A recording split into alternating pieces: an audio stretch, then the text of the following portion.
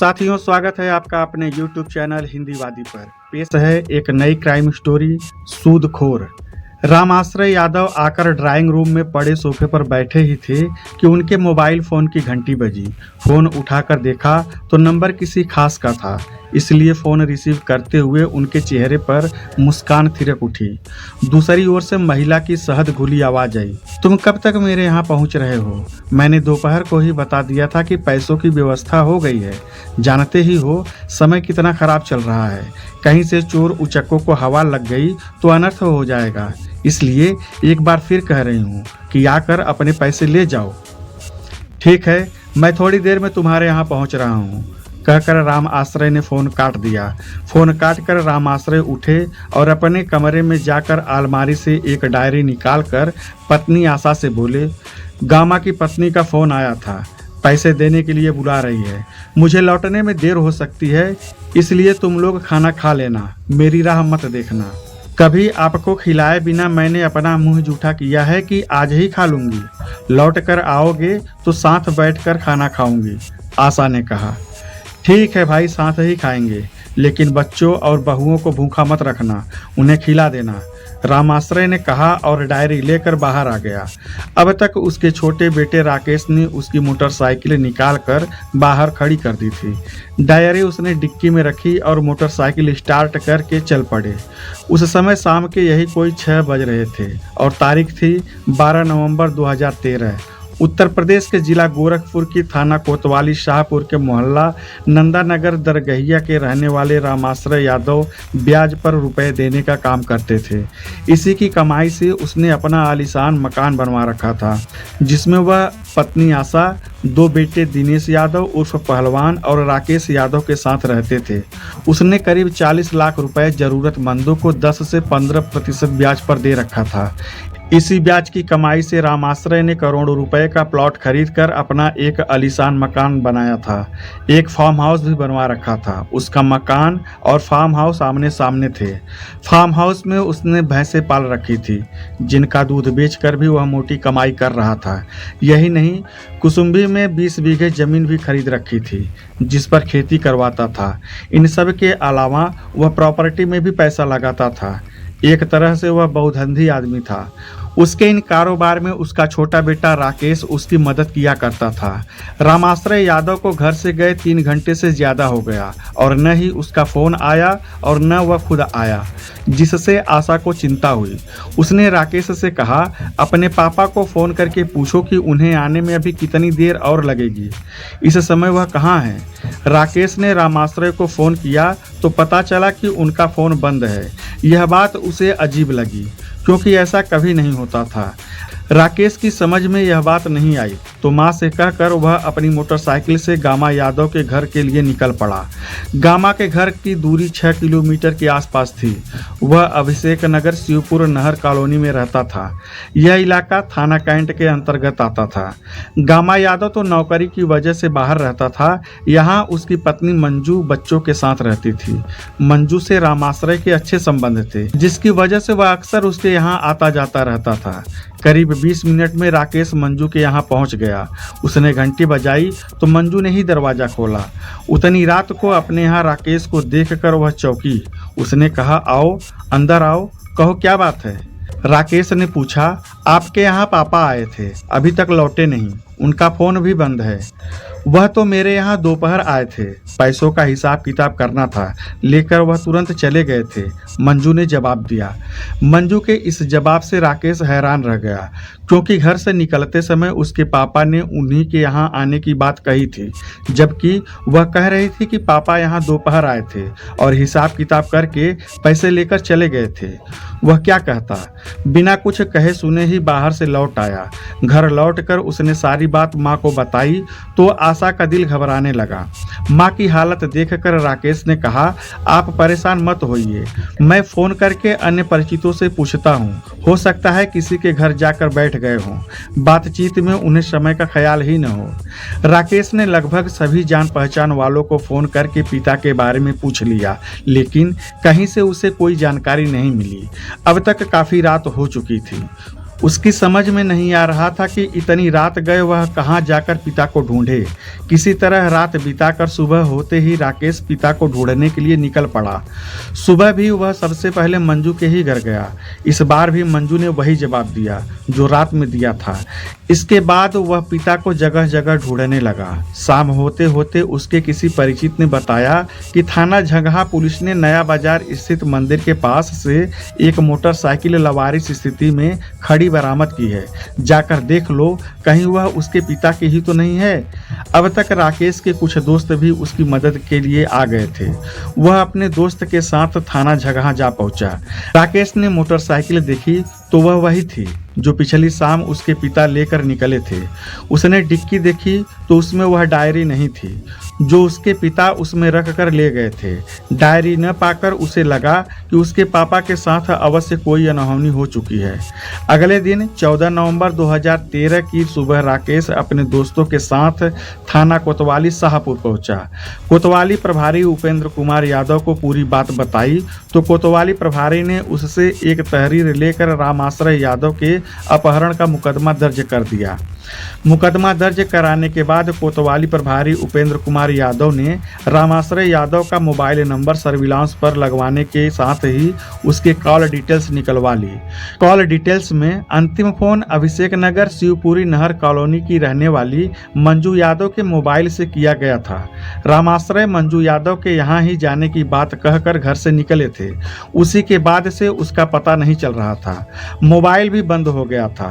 Police को मंजू पर शक हुआ तो उसके मोबाइल फोन को सर्विलांस पर लगवा दिया, क्योंकि पुलिस को लग रहा था कि रामाश्रय के अपहरण में कहीं न कहीं उसका हाथ जरूर है। 2 दिनों तक उस नंबर पर न तो किसी का फोन आया और न ही उसी ने किसी को फोन किया। 17 नवंबर 2013 की सुबह मंजू ने अपने एक रिश्तेदार को फोन करके रामाश्रय यादव के बारे में कुछ इस तरह की बातें की जैसे उसके गायब होने के बारे में उसे कुछ पता हो। मामला एक संभ्रांत औरत से जुड़ा था, इसलिए पुलिस ने सारे साक्ष्य जुटाकर ही उस पर हाथ डालने का विचार किया। पुलिस की एक टीम बनाई गई जिसमें सिपाही राम विनय सिंह, संजय पांडे, रामकृपाल यादव, अजीत सिंह, महिला सिपाही पिंकी सिंह और इंदु बाला को शामिल किया गया। इस टीम का नेतृत्व कोतवाली प्रभारी उपेंद्र कुमार यादव कर रहे थे। गुप्त रूप से सारी जानकारियां जुटाकर उपेंद्र कुमार ने रात को अपनी टीम के साथ मंजू के घर छापा मारा। घर पर उस समय मंजू और उसका बेटा सौरभ था। उतनी पुलिस को देखकर मंजू सकपका गई। दरवाजा खुलते ही पुलिस घर में घुसकर तलाशी लेने लगी। पीछे के कमरे की तलाशी लेते समय पुलिस ने देखा कि कमरे का आधा फर्श इस तरह है जैसे गड्ढा खोदकर पाटा गया हो, जबकि बाकी का आधा हिस्सा लिपा हुआ था। दरअसल मकान का फर्श अभी बना नहीं था। एक सिपाही ने उस पर पैर मारा तो वह जमीन में धंस गया। संदेह हुआ तो पुलिस ने लोहे की सरिया का टुकड़ा उठाकर उसमें घुसेड़ा तो वह आसानी से घुसता चला गया।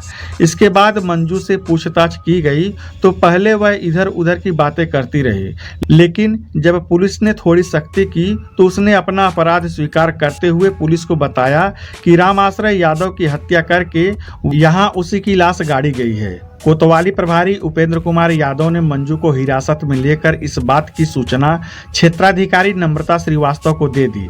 इसके बाद नम्रता श्रीवास्तव पुलिस अधीक्षक परेश पांडे, सिटी मजिस्ट्रेट राम केवल तिवारी, इंस्पेक्टर भंवरनाथ चौधरी और इंजीनियरिंग कॉलेज के चौकी प्रभारी भी वहां पर पहुंच गए। सिटी मजिस्ट्रेट राम केवल तिवारी की उपस्थिति में फर्श की खुदाई करके लाश बरामद की गई। पुलिस ने मृतक रामाश्रय के बेटे राकेश को फोन करके बुला लिया था। लाश देखते ही वह बिलख बिलख कर रोने लगा। लाश की शिनाख्त हो गई तो पुलिस ने अपनी औपचारिक कार्रवाई पूरी करके लाश को पोस्टमार्टम के लिए मेडिकल कॉलेज भिजवा दिया। मंजू यादव को पुलिस थाने ले आई। थाने में एसपी परेश पांडे और क्षेत्राधिकारी नम्रता श्रीवास्तव की उपस्थिति में उससे पूछताछ की गई। इस पूछताछ में मंजू ने रामाश्रय यादव की हत्या की जो कहानी बताई वह बहुत ही सनसनीखेज है। 40 वर्षीय मंजू यादव मूल रूप से गोरखपुर के थाना कैंट के मोहल्ला अभिषेक नगर शिवपुरी की नहर कॉलोनी की रहने वाली थी। उसके परिवार में पति गामा यादव और 2 बेटे सूरज कुमार तथा सौरभ कुमार थे। करीब 5 साल पहले गामा यादव एयरफोर्स से सेवानिवृत्त हुए थे तो उन्हें झारखंड के बोकारो में नौकरी भी मिल गई। वह वहां अकेले ही रहते थे। उनकी पत्नी मंजू गोरखपुर में रहकर दोनों बच्चों को पढ़ा रही थी। अभिषेक नगर में रहने से पहले गामा यादव का परिवार नंदानगर दरगहिया में किराए के मकान में रहता था। वहीं रहते हुए उनकी मुलाकात रामाश्रय यादव से हुई थी। दोनों में जल्द ही दोस्ती हो गई। धीरे धीरे यह दोस्ती इतनी गहरी हो गई कि दोनों परिवार का एक दूसरे के यहाँ खूब आना जाना हो गया।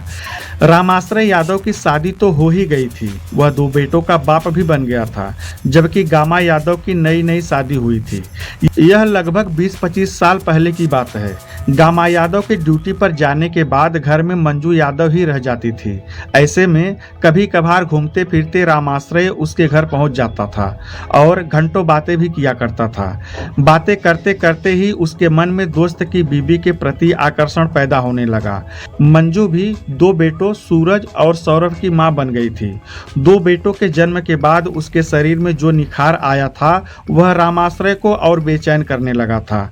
मंजू के आकर्षण में बंधा वह जब तब उसके घर पहुंचने लगा, लेकिन अब वह उसके घर खाली हाथ नहीं आता था। बच्चों के बहाने वह कुछ न कुछ लेकर आता था। मंजू और उसके बीच हंसी ठिठोली होती ही थी। इसी बहाने वह उससे अश्लील मजाक करते हुए शारीरिक छेड़छाड़ भी करने लगा था। मंजू ने कभी विरोध नहीं किया, इसलिए उसकी हिम्मत भी बढ़ती गई और फिर एक दिन उसने उसे बाहों में भर लिया। ऐसे में न तो रामाश्रय ने घर परिवार की चिंता की, न मंजू ने। उन्होंने यह भी नहीं सोचा कि जब इस बारे में घर वालों को पता चलेगा तो इसका परिणाम क्या होगा। दोनों ही किसी तरह की परवाह किए बगैर एक हो गए। इसके बाद उनका यह लुका छिपी का खेल लगातार चलने लगा। दोनों ही यह खेल इतनी सफाई से खेल रहे थे कि इसकी भनक न तो गामा को लगी और न आशा को। गामा नंदानगर में किराए के मकान में रहता था। बच्चे बड़े हुए तो जगह छोटी पड़ने लगी। रामाश्रय सूदखोरी के साथ प्रॉपर्टी का भी काम करता था। इसी वजह से मंजू ने उससे प्लॉट दिलाने की बात कही तो रामाश्रय ने उसे अभिषेक नगर का एक प्लॉट दिला दिया। प्लॉट खरीदने का पैसा भी रामाश्रय ने ही दिया, लेकिन गामा ने उसका यह पैसा धीरे धीरे अदा कर दिया। रामाश्रय ने मंजू को प्लॉट ही नहीं दिलवाया बल्कि उसका मकान भी बनवा दिया। मकान बनने के बाद मंजू बच्चों को लेकर अपने मकान में आ गई।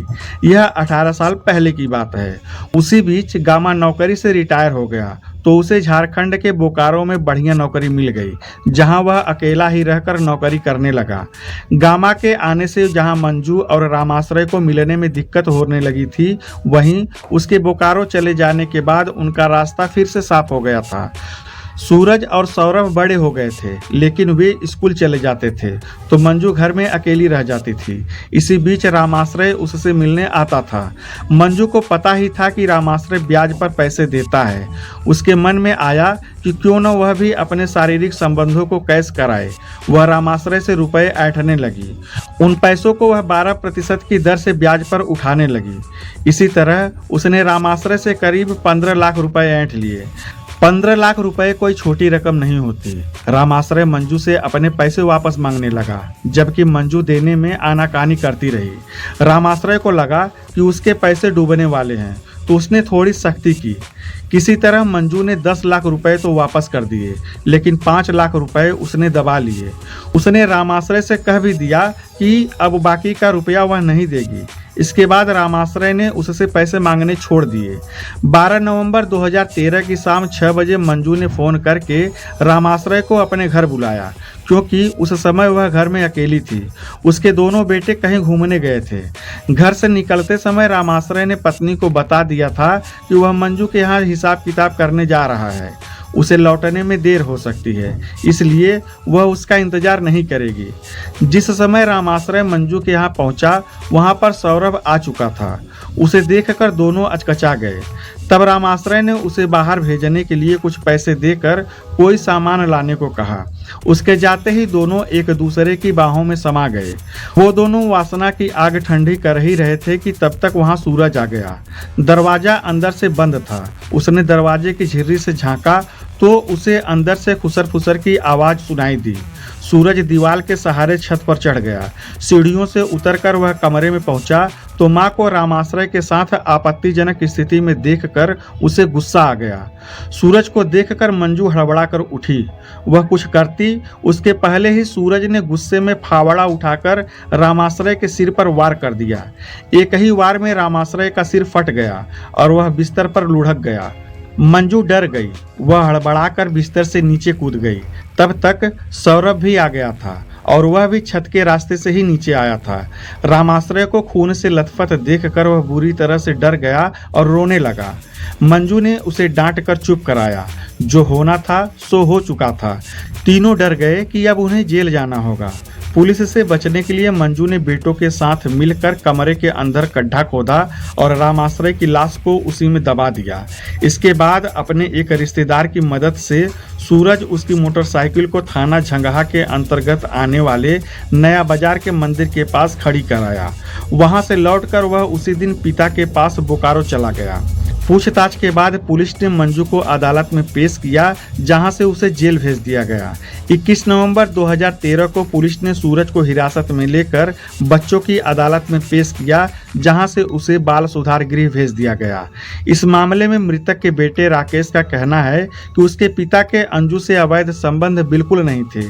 पैसे लौटाने न पड़े इसके लिए उसने उसके पिता की हत्या की है। यही नहीं, घटना वाले दिन उसके पिता के पास 2 लाख रुपए के चेक और 2 लाख रुपए नगद थे, वे भी गायब हैं। उनका मोबाइल भी नहीं मिला है। साथियों, यह कहानी सुनाने का मकसद किसी को ठेस पहुंचाने का नहीं, बल्कि समाज में बढ़ रहे अपराधों के प्रति जागरूकता फैलाना है। तो साथियों, ऐसे ही सच्ची क्राइम स्टोरी सुनने के लिए हमारे चैनल हिंदीवादी को सब्सक्राइब करें, वीडियो को लाइक करें और ज़्यादा से ज़्यादा शेयर करें। धन्यवाद। जय हिंद।